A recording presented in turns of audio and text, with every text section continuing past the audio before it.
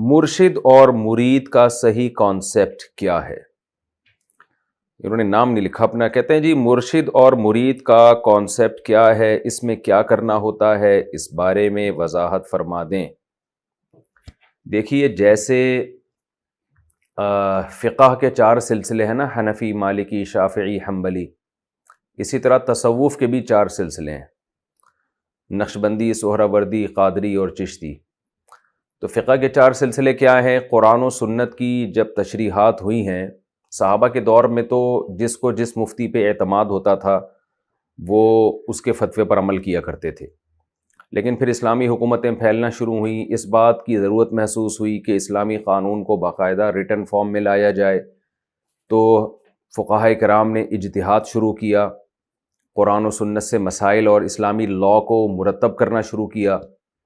تو بہت سارے مسائل میں چاروں فقہا کا اتفاق ہو گیا، اور کچھ مسائل میں ایسا ہوا کہ امام ابو حنیفہ اور امام شافعی وہ ایک طرف، امام احمد بن حنبل، امام مالک ایک طرف، کچھ مسائل میں امام شافعی امام احمد کی طرف اور امام مالک اور امام ابو حنیفہ کے جو آراء تھیں وہ ایک جیسی ہو گئیں، اور کچھ مسائل میں 3 ایک طرف، ایک طرف۔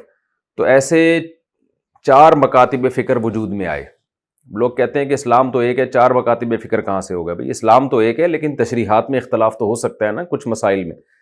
تو وہ جو اختلاف ہوا تو 4 فقہ مدون ہو گئے، اور بھی فقہ تھے جو مدون ہوئے لیکن وہ چلے نہیں، 1-2 صدیوں، 3-4 صدیوں کے بعد وہ ختم ہو گئے۔ ان کو اللہ کی طرف سے وہ مقبولیت نہیں ملی عوام میں، یا تو وہ دلائل میں کمزور تھے یا اور کوئی بھی وجہ ہو سکتی ہے بہرحال۔ تو یہ جو 4 فقہ تھے ان میں دلائل کی دنیا میں ان میں بڑی پاور تھی، تو اس لیے یہ دنیا میں رائج ہو گئے۔ تو فقہ کہتے ہیں اسلام کے جو ظاہری قوانین ہیں نا، ظاہری قوانین کا مطلب یہ حلال ہے، یہ حرام ہے، لیگل ہے، اللیگل ہے، مکروہ ہے، ناجائز ہے، جو بھی پوری ڈیٹیل آپ کو کتابوں میں ملتی ہے۔ تو اب علماء کہتے ہیں انہی 4 میں سے کسی ایک کو فالو کیا جائے، کوئی نئی چیز نہ بنائی جائے۔ تو اسی طرح خوب سمجھ لیں کہ فقہ ہے ظاہری قانون۔ اسلام میں اللہ تعالیٰ نے ہمیں حکم دیا ہے کہ اپنے باطن کی بھی اصلاح کرو۔ جیسے نبی صلی اللہ علیہ وسلم کا جو منصب ہے، یعلمہم الکتاب والحکمت ویزکیہم، پیغمبر صلی اللہ علیہ وسلم صرف کتاب سکھانے نہیں آئے، صرف اسلامی قانون حلال حرام بتانے نہیں آئے، بلکہ تزکیہ کرنے کے لیے بھی آئے ہیں۔ تزکیہ کہتے ہیں ظاہر اور باطن کی اصلاح کر لینا، دل میں دنیا کی محبت ختم ہو، اللہ کی محبت پیدا ہو جائے، اتنی محبت اور اللہ کا اتنا خوف پیدا ہو جائے کہ آپ برائی سے بچیں۔ دیکھیں فقہ کیا ہے کہ آپ کو یہ پتا ہو کہ 5 نمازیں فرض ہیں، جن میں فجر کے 2 فرض ہیں، ظہر کے 4 فرض ہیں، یہ فقہ ہے۔ اور تزکیہ کیا ہے؟ تزکیہ یہ ہے کہ آپ کو ایسی موٹیویشن ملے کہ آپ یہ فرض ادا بھی تو کریں نا۔ صرف یہ علم کافی نہیں ہے کہ آپ کو پتہ ہے کہ 5 نمازیں فرض ہیں، بلکہ آپ اس فرض پر عمل کریں، آپ کو ایسی موٹیویشن ملے۔ تو یہ موٹیویشن ملتی ہے تو انسان پھر برائیوں سے بچتا ہے اور نیکیوں کی طرف جاتا ہے، اس کو تزکیہ کہا جاتا ہے۔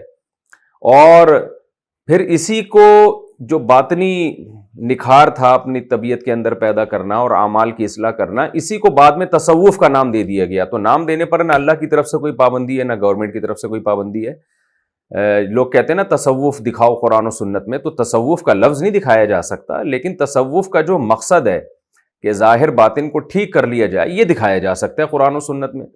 جیسے فقہا جب استعمال کرتے ہیں، یہ آج کی جو ٹرم ہے فقہ، وہ کسی اور معنی میں اسلامی قانون کو کہتے ہیں، لیکن نبی صلی اللہ علیہ وسلم کے وقت میں فقہ یہ ٹرم اسلامی قانون کے طور پہ استعمال نہیں ہوتی تھی، اس کا معنی کچھ اور تھا، دین کی سمجھ بوجھ کو کہا جاتا تھا۔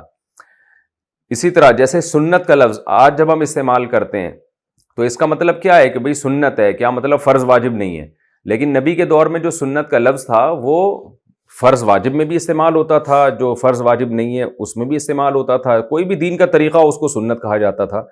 تو ٹرم جو ہے نا، اصطلاحات جو ہوتی ہیں ان میں کوئی پابندی نہیں ہوتی، وہ چینج بھی ہو سکتی ہیں زمانے کے حساب سے، تو اس کے لیے ثبوت نہیں دکھایا جاتا کہ جی قرآن و سنت سے ثبوت دکھاؤ۔ الفاظ ہیں نا، کچھ بھی آپ ہر دور میں چینج ہو سکتے ہیں، اس میں کوئی حرج نہیں ہے۔ اس لیے یہ دیکھنا چاہیے کہ اس سے جو کروایا جا رہا ہے کام، وہ کام نبی سے ثابت ہے یا نہیں۔ جیسے فقہ میں اسلامی قوانین پڑھائے جاتے ہیں، تو وہ قوانین تو نبی کے دور میں بھی تھے، وہیں سے آئے ہیں ہماری کتابوں میں۔ اور تصوف میں کیا ہوتا ہے کہ آپ کہ دل میں اللہ کی محبت پیدا ہو جائے، اللہ کا خوف پیدا ہو جائے، تاکہ عمل کی موٹیویشن ملے آپ کو، تاکہ عمل پہ چلنے کی، قانون پہ چلنے کی توفیق بھی ملے آپ کو۔ تو اس عمل کو تصوف کہا جانے لگا، اور جو لوگ اللہ اللہ کیا کرتے تھے، لوگوں کو اللہ اللہ سکھایا کرتے تھے، وہ صوفی کہلانے لگے۔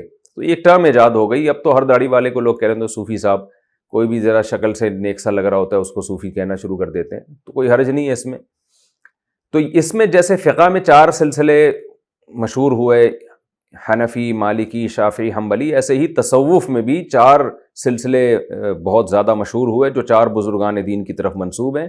اس میں نقشبندی، سہروردی، چشتی اور قادری، یہ 4 بہت زیادہ مقبول ہوئے۔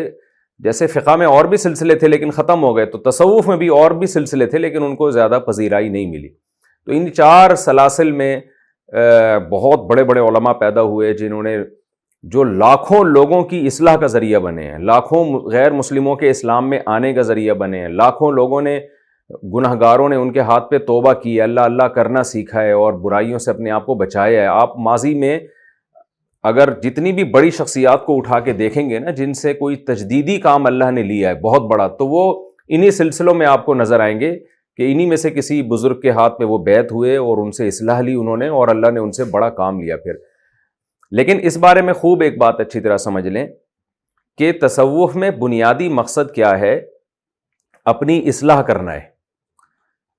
تو اگر کوئی اپنی اصلاح نہیں کرتا اور انہی سلسلوں کو مقصد سمجھنا شروع کر دیتا ہے تو وہ گمراہ شخص ہے۔ اور اگر کوئی ان سلسلوں میں سے کسی سلسلے میں کسی بزرگ کے ہاتھ پہ بیعت نہیں ہوتا لیکن اصلاح اس کی ہو جاتی ہے تو وہ کامیاب ہے، کیونکہ یہ سلاسل مقصود نہیں ہے۔ وجہ اس کی ہے، میں یہ اس لیے بتا رہا ہوں کہ ان سلسلوں میں بھی غلوف بہت پیدا ہوا ہے، بدعتیں بھی بہت پیدا ہوئی ہیں، اور بہت سی گمراہیوں کی طرف بھی یہ لوگ لے کر گئے ہیں۔ ان میں سے بعض لوگ بدعتوں میں، صوفیوں نے بہت زیادہ کام کیا، یعنی بہت زیادہ بدعتوں کو سوسائٹی میں رائج کیا انہوں نے۔ تو اس لیے ان سلاسل میں اگر کسی سے بیعت ہونا چاہتے ہوں اپنی اصلاح کے لیے تو 3 باتوں کا خیال کرنا ضروری ہے۔ نمبر 1، یہ ذہن میں رکھا جائے کہ بیعت ہونا یہ ذریعہ مقصود ہے، یہ مقصود نہیں ہے، مقصد ہے اپنی اصلاح۔